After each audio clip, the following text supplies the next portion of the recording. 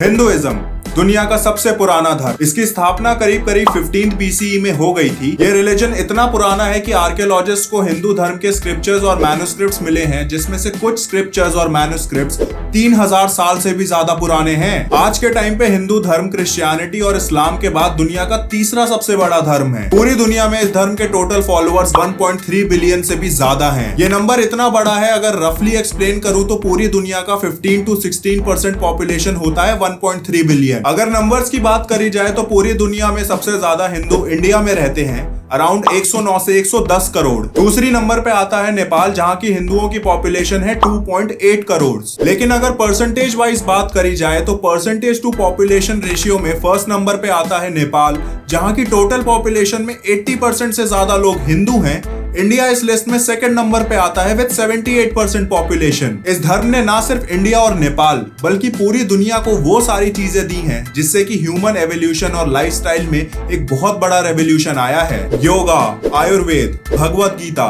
Concept of extraordinary mental and physical powers, concept of karma, concept of reincarnation, concept of samadhi, concept of zero, contribution in astrophysics, contribution in mathematics, contribution in healing of human body, contribution in human wellness, board games, chess, ये सब पूरी दुनिया को हिंदू धर्म ने ही दिया है। और इस बात से तो कोई इनकार नहीं कर सकता कि इन सारी चीजों ने पूरी दुनिया पे अपना एक बहुत बड़ा इम्पैक्ट छोड़ा है। और इस बात का हर कोई शुक्रगुजार भी है हिंदू धर्म का। पर जिस तरह कोई इंसान परफेक्ट नहीं होता, वैसे ही कोई धर्म परफेक्ट नहीं होता। हर धर्म में कुछ ना कुछ खामियां होती हैं, वैसे ही हिंदू धर्म में भी कुछ खामियां हैं। कुछ खामियां तो वक्त के साथ खत्म हो गई, कुछ अभी भी हैं, जिसमें से सबसे बड़ी खामी है कास्ट बेस्ड डिस्क्रिमिनेशन, यानी कि जातिवाद भेदभाव। पुराने जमाने में हिंदू धर्म में लोगों को ब्रॉडली 4 कैटेगरीज में डिवाइड किया गया था। पहला, ब्राह्मण्स, जो कि बेसिकली होते थे पंडित। इनका बेसिकली काम पूजा पाठ पढ़ाई लिखाई का होता था। एक सेंस में भगवान, लिटरेसी और एजुकेशन से सबसे ज्यादा क्लोज यही कास्ट था। मंदिरों में पूजा पाठ करना, लोगों को शिक्षा देना ब्राह्मण जात के ही लोग करते थे। इसके नीचे आते थे क्षत्रिय,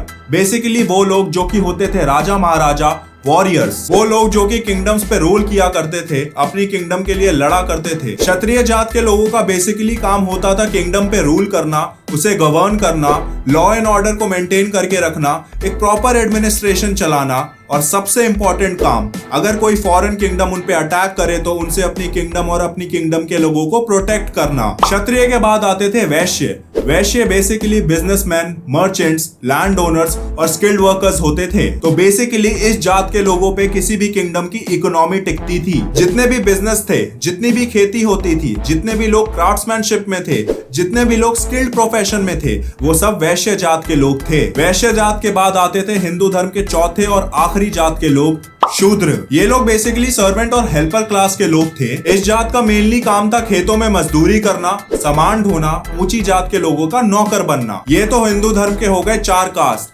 लेकिन इन 4 कास्ट के अलावा भी एक कैटेगरी थी हिंदू धर्म में जिसे कि किसी कास्ट में कंसिडर किया ही नहीं जाता था। एक तरीके से वो हिंदू धर्म के आउटकास्ट थे। उनकी समाज में इतनी वर्थ भी नहीं थी कि उन्हें किसी कैटेगरी में डाला जा सके। इसीलिए समाज के ऊंची जात के लोगों ने उन्हें हमेशा एक आउटकास्ट की तरह ही रखा था। और ये लोग थे दलित, AKA द अनटचेबल्स। शहर की साफ सफाई, इंसान और जानवरों के मलमूत्र को साफ करना, लाशों को आग देना, इसी जात के लोगों का यही काम था। और इनके इन्हीं कामों की वजह से ऊंची जात के लोग इन्हें कीड़े मकोड़ों से भी नीचा समझते थे। इसीलिए इन्हें छूना भी पाप था समाज में, किसी जात में डालना तो बहुत दूर की बात है। और इसी वजह से इन लोगों के साथ बहुत अत्याचार भी होते थे, पर अत्याचार का कोई इंसाफ करने वाला नहीं होता था, क्योंकि किसी को इनसे कोई फर्क ही नहीं पड़ता था। ये जिए या मरे, किसी को क्या लेना देना। सदियां बीत गई और एक ऐसा ही सिस्टम चलता रहा इंडिया में। फिर मुगलों ने इंडिया पे अटैक किया, उसके बाद अंग्रेज आए इंडिया पे रूल करने, और फाइनली इंडिया को 1947 में आजादी मिली। सबको लगा भारत आजाद हो गया है, अब जो जो प्रॉब्लम्स वो फेस कर रहे हैं वो सारी प्रॉब्लम्स खत्म हो जाएंगी। ऐसा शूद्र और दलित जाति के लोगों को भी लगा, और उनकी प्रॉब्लम को सॉल्व करने के लिए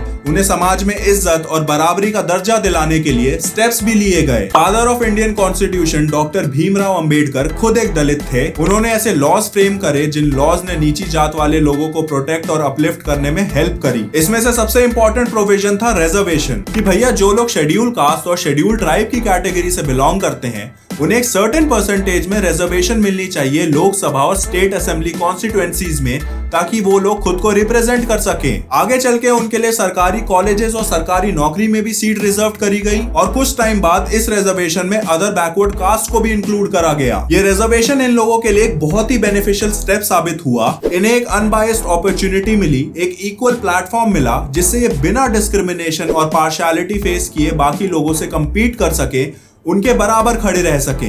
all thanks to doctor Bhimrao Ambedkar. पर बहुत लोगों का ये मानना है कि डॉक्टर भीमराव अंबेडकर ने इस रिजर्वेशन को सिर्फ 10 सालों के लिए प्रपोज करा था। उसके बाद वो चाहते थे कि ये रिव्यू किया जाए कि कास्ट बेस्ड डिस्क्रिमिनेशन में क्या चेंजेस आए हैं और सोसाइटी में क्या डेवलपमेंट्स हुई हैं, और उसी डेवलपमेंट्स और चेंजेस के अकॉर्डिंग रिजर्वेशन के लॉज में भी चेंजेस किए जाए। और ये रिजर्वेशन अगर उस टाइम पर नेसेसरी नहीं लगता तो इस रिजर्वेशन को हटा दिया जाए। आज कॉन्स्टिट्यूशन को इम्प्लीमेंट किए 83 ईयर्स से भी ज्यादा हो गए हैं, पर आज भी ये रिजर्वेशन चलता आ रहा है। और यही आर्ग्यूमेंट्स उठाते हैं वो लोग जो आज इस रिजर्वेशन के अगेंस्ट हैं। ये रिजर्वेशन का आर्ग्यूमेंट ऐसा है ना कि इसमें कोई ग्रे एरिया नहीं है, या तो लोग टोटली इसके फेवर में होंगे या टोटली अगेंस्ट। अब जो लोग इस रिजर्वेशन के अगेंस्ट हैं उनका ये आर्ग्यूमेंट है कि डॉक्टर भीमराव अंबेडकर ने इस रिजर्वेशन को इनिशियली सिर्फ 10 सालों के लिए इंप्लीमेंट करा था। उसके बाद इसे सिर्फ इसीलिए कंटिन्यू रखा गया ताकि पॉलिटिशियंस इस कास्ट बेस्ड रिजर्वेशन को अपना वोट बैंक बना सके और उन जात के लोगों की मदद से इलेक्शन जीत सके।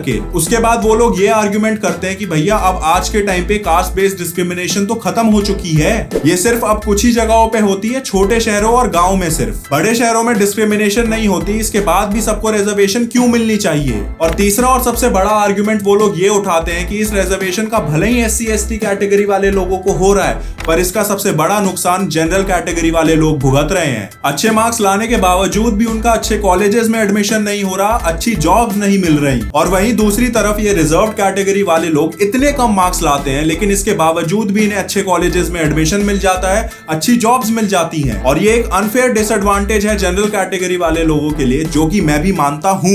इस रिजर्वेशन का सबसे बड़ा डिसएडवांटेज है कि इससे SC/ST कैटेगरी वाले लोगों को बेनिफिट तो मिलता है, लेकिन इसका बेमतलब में डिसएडवांटेज जनरल कैटेगरी वाले लोग भुगतते हैं। पर सिर्फ इस चीज को मुद्दा बनाकर आप पूरी रिजर्वेशन के सिस्टम को खत्म कर देना चाहते हो, ये तो कोई लॉजिक नहीं बनता ना। जो आर्ग्यूमेंट्स रिजर्वेशन के अगेंस्ट प्रेजेंट करे गए हैं उनमें कुछ हद तक सच्चाई भी होती है, ये तो मैं भी मानता हूँ। पॉलिटिशियंस एक्चुअल में यूज करते हैं जातिवाद को इलेक्शंस जीतने के लिए। वो जिस कास्ट से आते हैं उस कास्ट के वोट्स को वो सिर्फ जातिवाद के बेसिस पे ही लेना चाहते हैं। डेवलपमेंट और प्रोग्रेस को क्राइटेरिया बना के इन पॉलिटिशियंस ने कभी प्रेजेंट ही नहीं करा उन लोगों के सामने। और वो लोग भी बेवकूफ हैं जो सिर्फ जाति के नाम पे वोट डाल के आ जाते हैं कि भैया हमारी जात का नेता है, इसे वोट दे देते हैं। वो नेता चाहे किसी भी जात से आता हो, भला वो किसी का भी नहीं करने वाला, उसे सिर्फ वोट से मतलब है। अब भैया इस बात पे आ जाते हैं कि इंडिया में डिस्क्रिमिनेशन क्या सच में खत्म हो गई है? क्या अब जातिवाद भेदभाव सिर्फ एक इतिहास का पन्ना बन के रह चुका है? नहीं, आज भी इंडिया में कास्ट बेस्ड डिस्क्रिमिनेशन एक बहुत बड़े लेवल पे एग्जिस्ट करती है।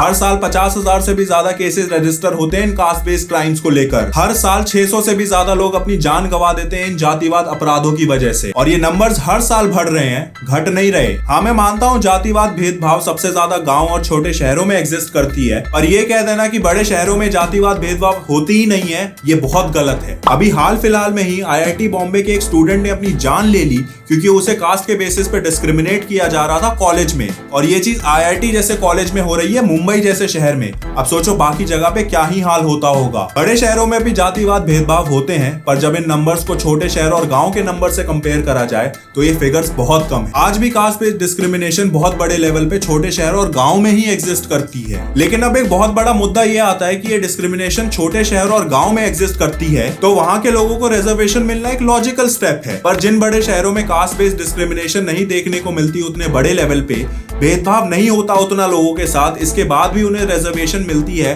तो ये तो एक अनफेयर एडवांटेज है ना उनके लिए कि भैया तुमने तो कोई डिस्क्रिमिनेशन भी फेस नहीं करी, लेकिन उस डिस्क्रिमिनेशन को काउंटर करने के लिए जो रिजर्वेशन फोर्स में लाई गई उस रिजर्वेशन का तुमने फायदा भी उठा लिया। तो भाई अगर प्रैक्टिकली और लॉजिकली सोचो तो इस सिचुएशन का कोई सोल्यूशन निकलता ही नहीं। क्या सोल्यूशन निकालोगे? छोटे शहर और गांव के लोगों को रिजर्वेशन दे दोगे, बड़े शहर के लोगों की रिजर्वेशन कैंसिल कर दोगे। तुम्हें क्या लगता है लोगों को इस स्टेप को काउंटर करने के लिए एक तरीका निकालने में कितना ही टाइम लगेगा? इतना ही टाइम लगेगा उन्हें किसी छोटे शहर या गांव का डोमिसाइल सर्टिफिकेट बनाने में, क्योंकि मेजॉरिटी लोग जो बड़े शहरों में रहते हैं वो किसी छोटे शहर या गांव से ही माइग्रेट होकर आए हैं। आग तो घूम फिर के फिर वहीं आ गई ना। सोल्यूशन निकाल के भी इस चीज का कोई सोल्यूशन नहीं निकल पाया। जो जैसा चलता आ रहा है वही सबसे बेस्ट सोल्यूशन है, कोई कुछ भी नहीं कर सकता इस मामले में। लेकिन बात तो फिर भी घूम फिर के वहीं आ जाती है कि आज भी हम इस पूरी सिचुएशन की सिर्फ एक छोटी सी साइड देख रहे हैं। हम सिर्फ ये देख रहे हैं कि रिजर्वेशन की वजह से जनरल कैटेगरी वाले लोगों को पढ़ाई और जॉब्स में कितना नुकसान होता है, पर हम ये नहीं देख रहे कि आज भी कितने बड़े लेवल पर जातिवाद भेदभाव होता आ रहा है इंडिया में। तुम लोगों को अच्छे कॉलेजेस, अच्छे जॉब्स की चिंता होती है, पर आज भी कितने लोग हैं जिन्हें इस भेदभाव और जातिवाद अपराधों की वजह से अपनी जान की चिंता करनी पड़ती है। आज भी कितने लोगों को मारा पीटा जाता है, उनकी जान ले ली जाती है सिर्फ उनकी जात की वजह से। तुम लोग इन सरकारी नौकरी का, सरकारी कॉलेजेस का कुछ ना कुछ ऑल्टरनेटिव निकाल लोगे,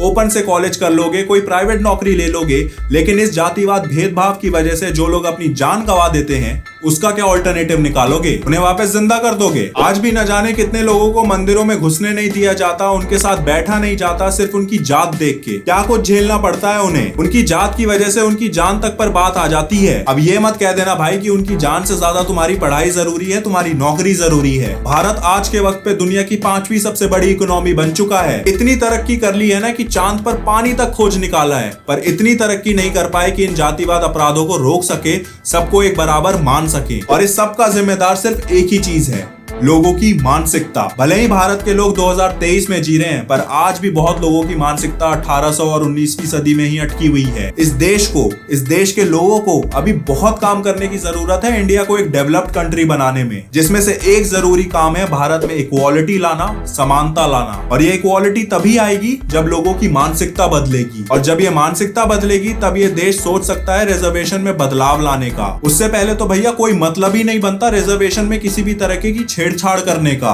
अगर मेरी बात समझ गए होगे और मेरे ओपिनियन से अग्री करते हो तो निशांत मेहता को सब्सक्राइब कर दो ऐसे ही वीडियोस देखने के लिए। मिलते हैं अगली वीडियो में। Thank you.